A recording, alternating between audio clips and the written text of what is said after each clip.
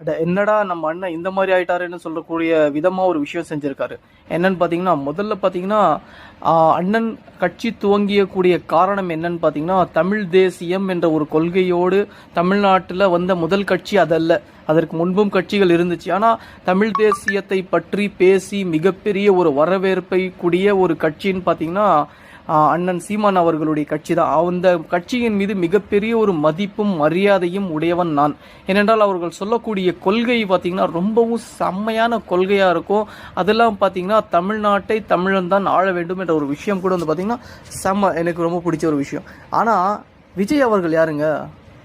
விஜய் அவர்கள் யாரு? தமிழர் தானே. என் தம்பின்னு சொல்லிட்டு இப்போ அவரையே வந்து கலாய்ச்சி அவரே வந்து பார்த்தீங்கன்னா ஒரு குறைவான ஒரு விஷயத்துக்கூட நீங்கள் ஒப்பிட்டு பேசுறது பார்த்தீங்கன்னா ரொம்பவும் தவறான ஒரு விஷயமா இருக்குது. இது எதற்காக பேசுகிறீங்கன்னு சொல்லிட்டு தெரிஞ்ச தம்பிமார்கள் கொஞ்சம் கமெண்ட்டில் சொன்னீங்கன்னா நல்லாயிருக்கும்.